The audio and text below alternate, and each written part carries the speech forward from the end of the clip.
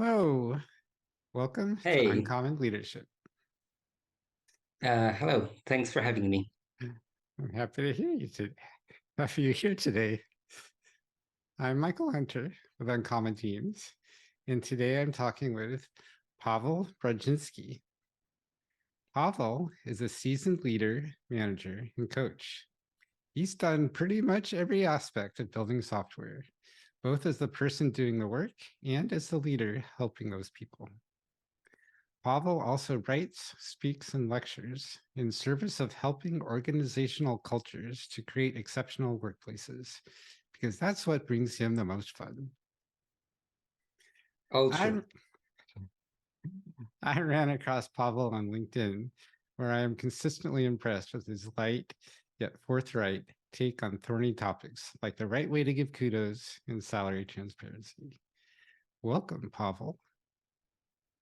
Welcome, everyone.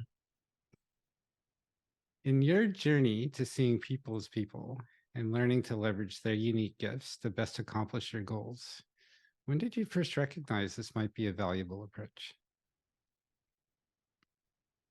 For me, it's a journey. It's always a journey, and I don't think there was ever a kind of a single epiphany moment for me in my journey as a leader.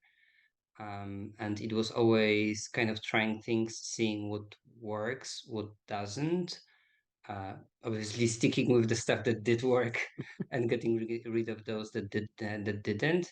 But each of such kind of experiments and iterations always brings you further, either further as improving the organization that you lead, or further as in building up your knowledge as a leader. So even if you try stuff that doesn't work, and then you basically figure out the next experiment, the next change on building on whatever you've built so far. So it's like PDCA/PDSA cycle, plan, do, study, act, and I don't see I don't see that as this kind of situation where you go somewhere, learn something, or get an epiphany from someone, Mhm. and suddenly you start doing things differently.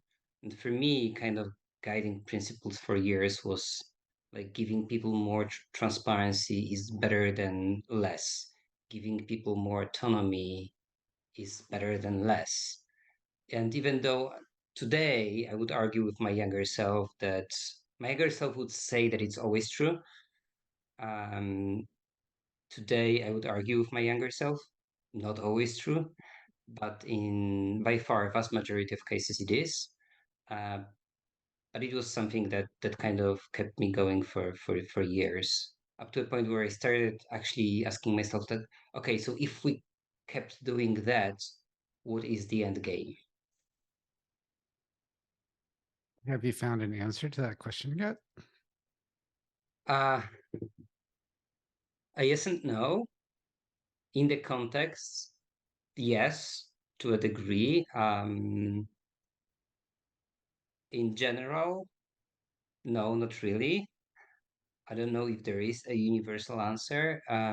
So just to stick with the context of Lunar Logic, where I work, um, like when I'm describing the company, I often ask basically a conversation started. I would say that, oh, we have that thing called radical autonomy, which means that anyone can make any decision. And just to give you kind of a flavor of that, an intern on the first day of their work can fire me, and my technically my role is a CEO, even though I avoid that notion as much as possible. So this is how far we stretched kind of the radical part of radical autonomy, even though it wouldn't happen. And not, but it wouldn't happen not because it's forbidden or someone would just, tell you stop it. You are doing a wrong thing, but basically because of the culture behind. Uh, but then, even if we have those rules that are pushed to the extreme as much as you could, I mean, technically, there's not a single thing that I could do at a company that someone else couldn't, like anyone else couldn't. So if we wanted to be kind of more extreme, more radical on this account, we can't. But and this is kind of a nice segue to explain the difference between authority and autonomy. Authority is giving all the power that I have to you. So right now you have all the power that I do. But autonomy is whether you would use that power.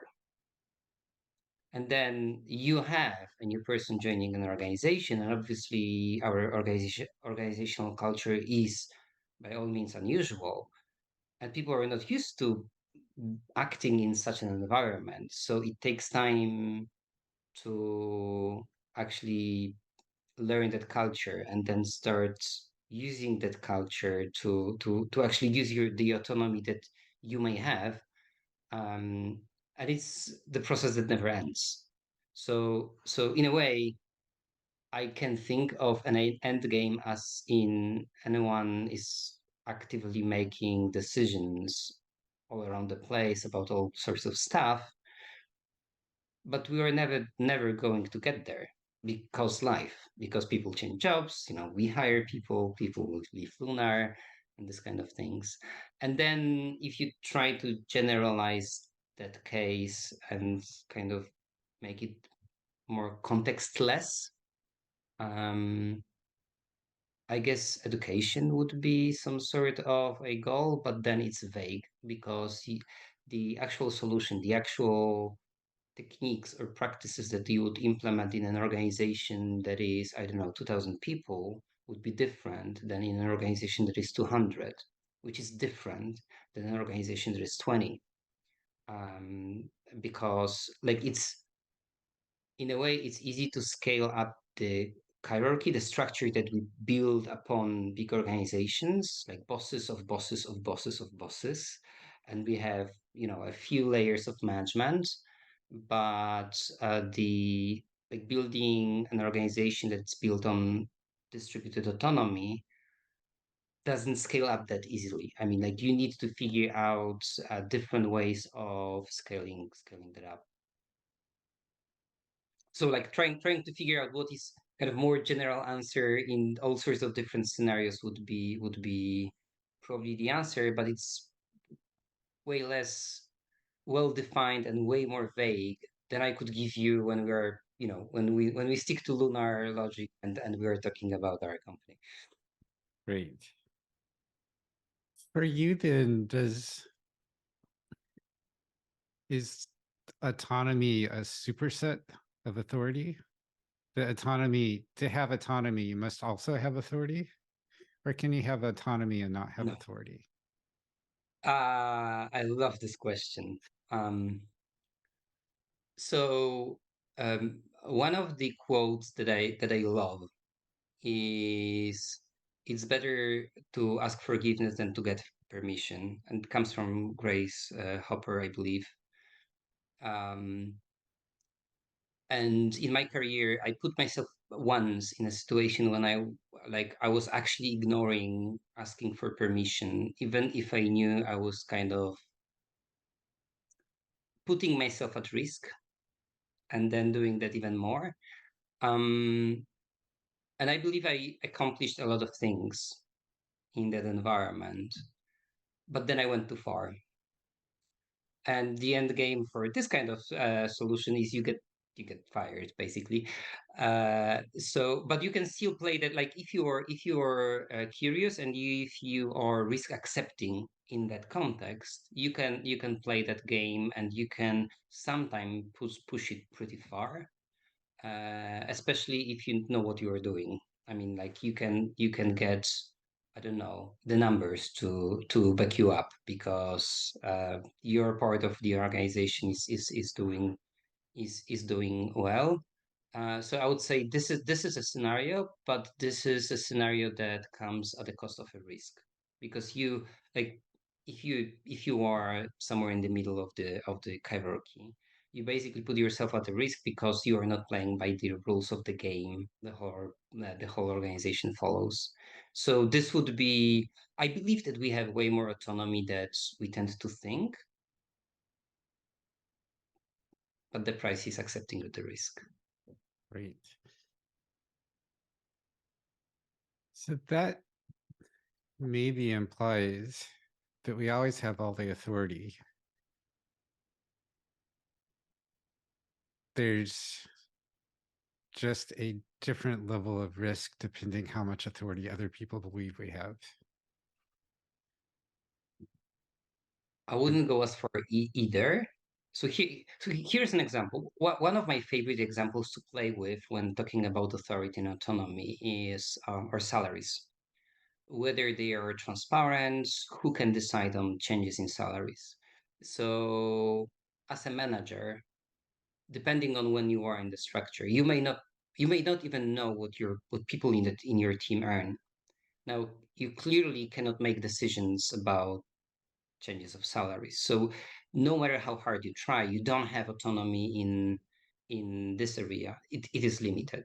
So it would like the I think what I was trying to say is that we probably have more autonomy than we believe we do, but it's definitely not uh, infinite because I don't know. I mean, if you cannot change someone's salary, I mean, no matter how much you pretend you do, uh, someone in HR won't sign the paperwork, it won't happen.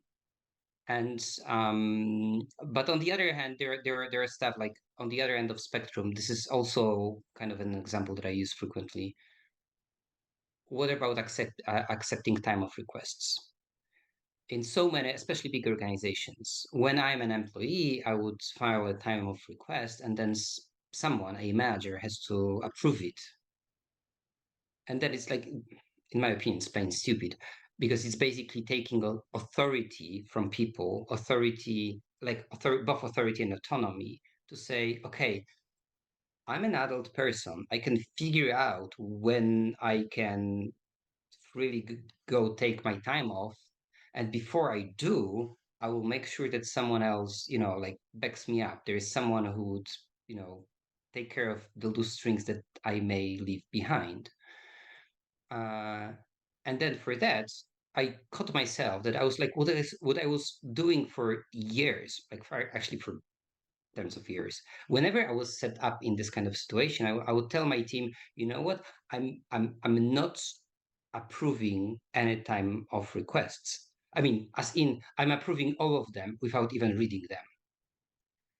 If you just sent me such a request, it means that you took responsibility to tell me that it's all fine.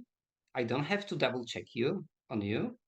So it's automatically accepted. Think of it as if there was basically a software program accepting those. I still have to click on this, but this is the kind of a way of giving people autonomy that, you know, uh, they often wouldn't think that they do have. So in your company, then, do you have a list maybe somewhere that you hand to new employees that are you have all the autonomy. Here's what you have authority, total authority. Here's where you have partial authority and what that means. And here's where you don't have any authority and why. So that's something that we probably could have been doing better than we do. So part of my role at Lunar is I have a part in onboarding everyone who joins the company, and then there would be this section. So here are all the rules that you have to know, and it's basically one pager, and it says that this is the structure for a decision making process, and these are the exceptions, and for the exceptions, like read on. So, for example, one exception would be how we decide about salaries because it's um, one of those sensitive and interconnected set of decisions that we treat it as a special case. But pretty much for everything else, there is this kind of meta process that you can make any decision that you want, even if you are not an expert in any specific idea. And the process is that first you have to consult with people who are experts in the area. then you need to consult with people who will be affected by the decision. And then you are free to make any decision that you believe is right, which by the way means that you don't have to incorporate all the feedback that you've gotten, especially that some of the feedback may be contradicting the other bit of feedback that you received. So sometimes it's impossible. And then the decision has to be made transparent. This is an important part. And we expect you to take responsibility for the consequences of the decision. That's it. And and then we would go through examples. So for example, so what happens when you want to take a day off? What happens when you want to go for a conference? What happens when you need a new laptop? What happens when you want to change, I don't know, coding standards in your team? What, whatever that would be, we would go through a few of those examples, but then it's pretty much it.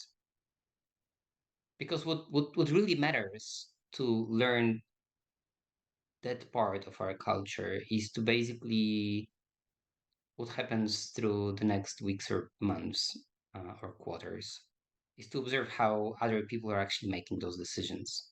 So you would see someone actually announcing a decision that, oh, I'm buying a new laptop for myself, and then there will be someone else organizing a trip for 5 people for a design workshop, and then there would be this big discussion around kind of experimental sales strategy involving going from kind of premium events. And only then you would see that people are actually, and you'd notice who are making those decisions. And you would notice these are not people who are kind of designated managers, if you will, but these are basically your colleagues, a developer, a designer.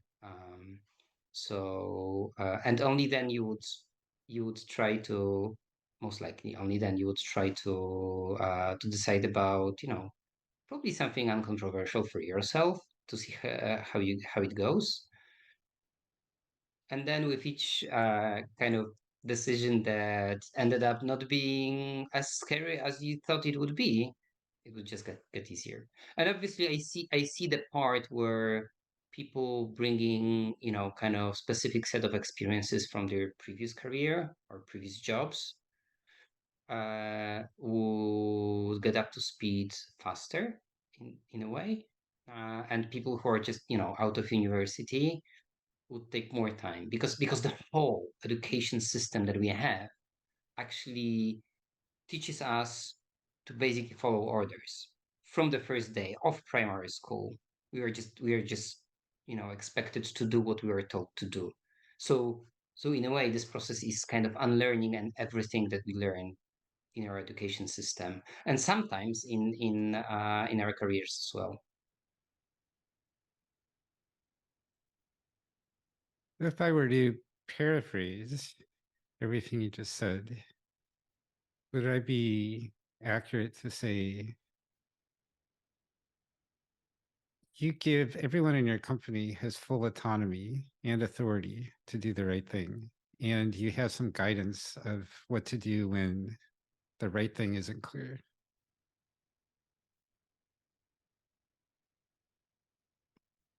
I wish it was all true. I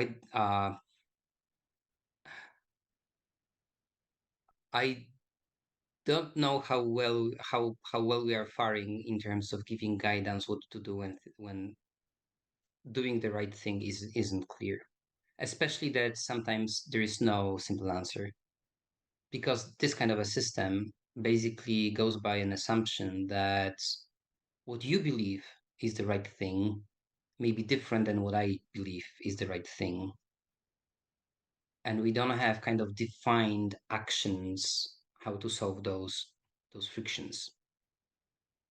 We just assume two things. One is that if there is this friction, it will be surfaced because like there is this part where you have to consult with all the people who are affected and blah blah blah. So I will have a chance to share my voice that goes the opposite direction than what you would like to do. So this is one thing. The other thing is that if someone was attempting to do something harmful, there would be enough peer pressure to prevent that from happening. And so far, it was always true. In those examples where someone was trying to do something harmful, were they willfully being harmful? Was that their intention, or was that uh, accidental side effect? They thought they were doing help, and factors they didn't understand or weren't aware of meant that they were actually doing harm. I think the latter. The most extreme cases that I can think of were the cases where kind of individual. I don't want to go as far to say selfish, but there was probably a bit of that too. Kind of the individual interest for someone was more important than collective interest. And the way I tend to think about the company is like this is this kind of a vehicle that sustains all of us. And if we uh, damage that vehicle, everyone loses a bit. But then an individual can gain more than the part of the damages that they would come to them. So I think that this were kind of the most visible cases. As in, there was this one case. I won 70% of a race, like literally 70% of a race, and we're just to be clear, it never happened in the history of the company such a huge race. Um, and the argument was, okay, this is what the job market would pay me, and what have I what should I do to get such a raise here? Um, and the answer, actually, I like that answer. The answer is that, well, you have to convince enough people at Lunar to go along with your opinion, and that's it.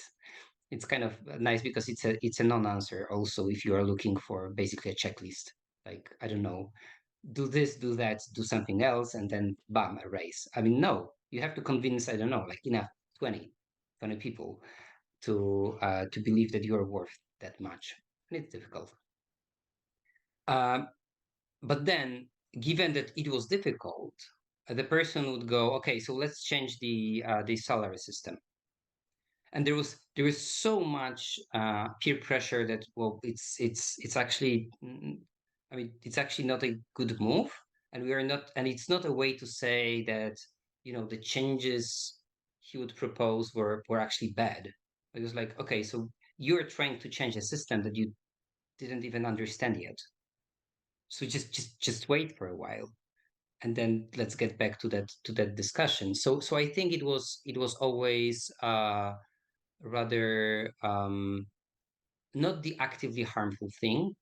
I don't think we've seen that so far, but more like being oblivious to a broader context and to the culture where we actually care about this vehicle that we share that sustains all of us. The CEO role that you have in most organizations is the person that has the big vision and is driving the ultimate direction of the company with help from everyone lower level. In at the beginning of the show, you said you have that role, but you don't think of yourself as CEO. And I'm guessing now through this conversation that you say this because there could be a situation where the rest of the company feels the right thing to do is completely opposite of what you feel is to do. And in that situation, then would you bow to the greater opinion and say, I don't agree, but this is what you're all saying. So sure, let's go and do and we'll see what happens. Is that how would that that sort of a situation resolve itself? So there's this idea stemming from teal organizations. There's this book called Reinventing Organizations from Frederick Laloux, and he basically described the concept of teal organizations. And there are like three things around that. Like one is self management, which is like our way is distributing autonomy. The other is wholeness, which is a whole other discussion. And third is what he calls evolutionary purpose. And evolutionary purpose is basically having everyone in an organization to have influence over what I call business identity. These are not Laloux's words, but basically being able to influence what the organization is. And for years, I was trying to kind of reset Lunar strategy as this kind of collective effort. And this is my biggest failure at Lunar by far. Uh, and then again, there's a long story behind. But here, like I did a lot of kind of activities and I invested a lot of effort into trying to figure out how to bring a group of 30 something very diverse people to figure out what we all together really want Lunar to be. Because we are, for one reason, we are in a fairly unique position because we are a professional services organization. We can pretty much reinvent the organization to be whatever the hell we want. Like we have this freedom because like if we're a product company, it's kind of the fate of the company is tied to the fate of the product, right? So we would not have complete freedom, but we do because we are basically selling professional services. And obviously, because we had this diverse group of people, we had kind of an ideas all over the board. And I had to answer the question that you asked me at one moment when we were discussing one particular strategy. And I was like, okay, so if we want Lunar to be this, I'm totally fine with that. That Lunar would reinvent itself. Basically, it was I think it was becoming a product organization. I don't remember exactly, but I'm fine if Lunar becomes that, but don't count me in. And I had to actually do that exercise, kind of do soul searching activity to say, would I fight it or would I allow it and just look for the next thing in my career? And I decided if people want the company to be this, I'm gonna allow the company to be this. I'm just not gonna be the part of that company in the long run. But fortunately, it didn't come to that, and I was happy it didn't come to that. Yeah. But I think that the actual answer is that there is, again, more than we think. There is a degree to which people who tend to be in power, they can actually stretch their personal vision, their personal strategies to include what others around want to do. And I think that like my take on that is like I want the parts of what is important to me to be included. And if that part is there, I'm fine. We can go one more toward one direction or more toward the other. And I'm fine with that vision to be evolving over time. So then again, like another story from Lunar is like how we had uh, this huge conflict, and then a specific group of people out of that very diverse group left the company. And it wasn't just all around the board, but a specific group of people left the company, and suddenly the balance, what we want to do, what we want the company to be, has changed, and I'm fine with that. I mean, like I was fine with one thing, now we are doing the other thing, and I'm fine with that too.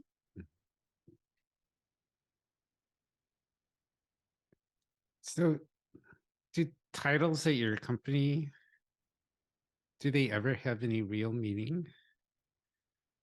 Or are they all just words on a business card? Because you always, every decision, anyone who cares about the decision is going to be part of the decision, and everyone has to be satisfied.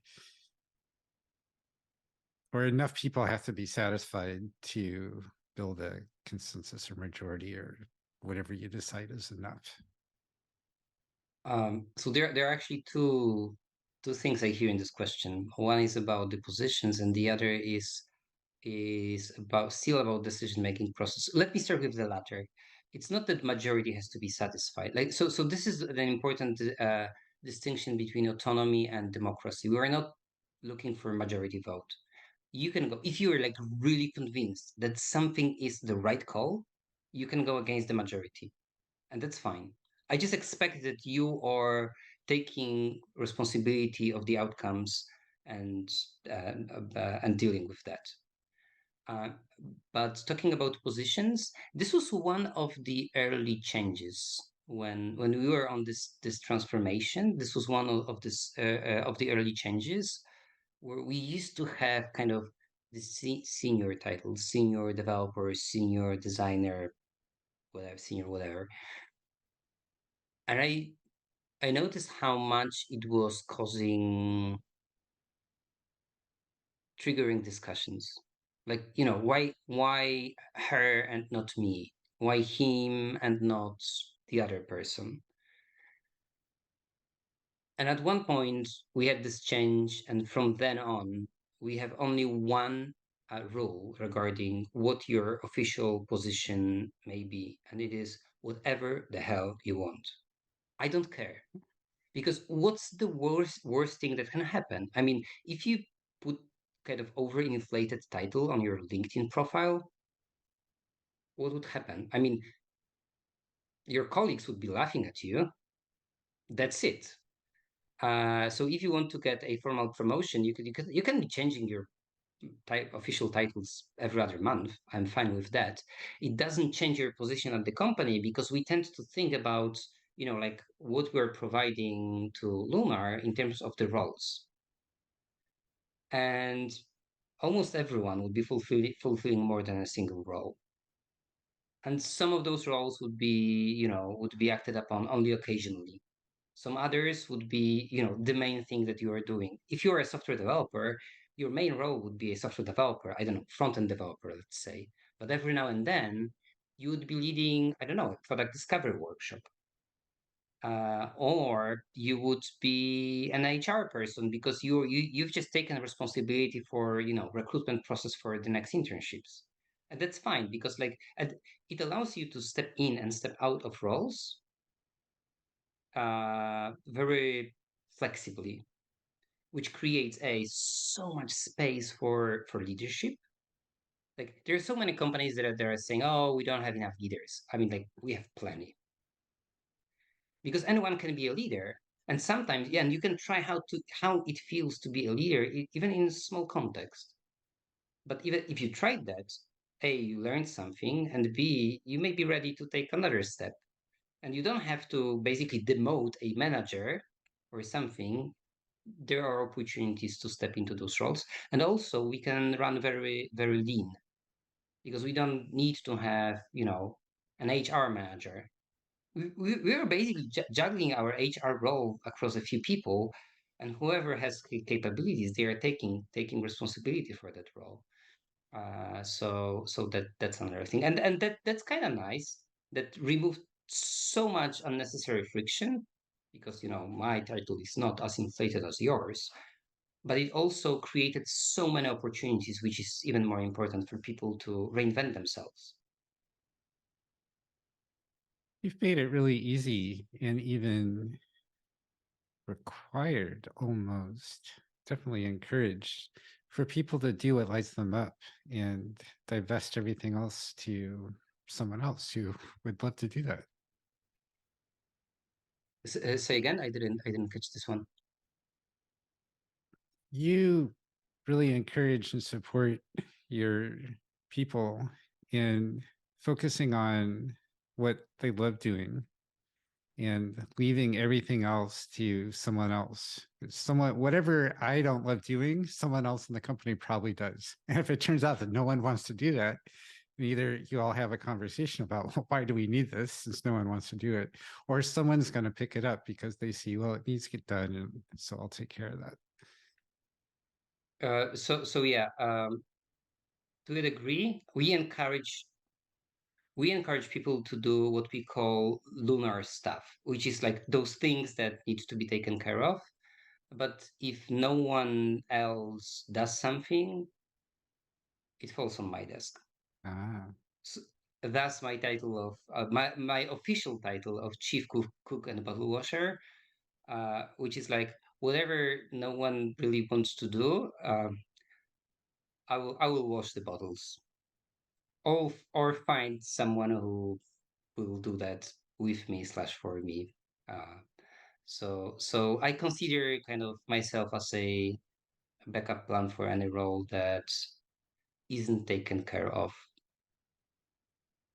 nice. And this is probably the most important role for me at Lunar.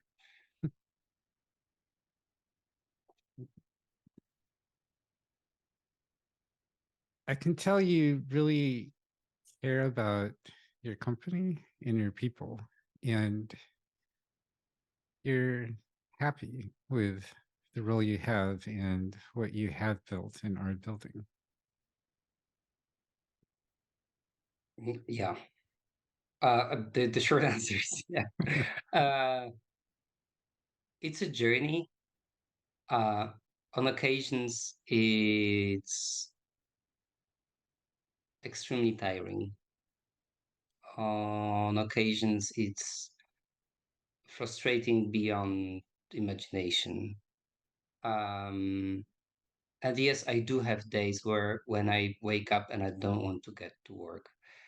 Um, but then every now and then I would end up at a conference and I would have that presentation about Lunar, sharing bits and pieces about our culture. And then I kind of see myself being super engaged, telling people all around because like some of the stuff that I'm sharing is radical. So it's always good conversation starter. And I see myself how energized and passionate I am talking about Lunar. Like, and the only thing I need is to basically get some distance, some to look at the whole thing that we are doing from the outside every now and then what keeps me going. I mean, every job has those uh, less than fun moments, and seeing the outcome, the big picture, yeah, that's what makes me absolutely happy and passionate and willing to go for another 10 years at least, probably more. This has been a great conversation today, Pavel. What else should I ask you? I don't know. Actually, I mean, like you were touching all sorts of stuff that I typically love to share. Autonomy, transparency. So I guess that's pretty much it. Okay. What is the best way for our audience to connect with you if they'd like to learn more about your approach and how you make this all work?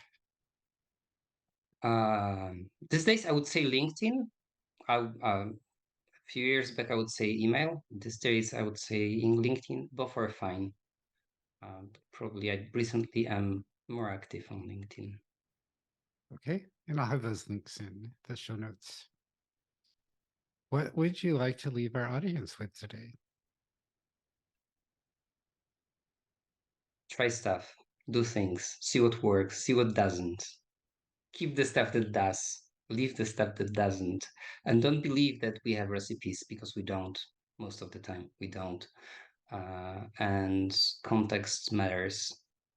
And it's not always that one method or the other would basically magically fix all the problems that we're facing because they won't. But we will learn in the process. Indeed. Thank you, Pavel, for being with us today. Thank you, Thank you. Michael. Thank you for having me. You're welcome. Thank you, audience, for joining us today. Please let Pavel and me know how your experiments with radical autonomy go and how we can help you further those along. Thanks and have a great day. Thanks for joining us on Uncommon Leadership today. If you found these stories interesting, inspiring, and illuminating, sign up for my newsletter. Hop over to uncommonteams.com and use the form at the top of every page. You'll be the first to know about every new episode of Uncommon Leadership.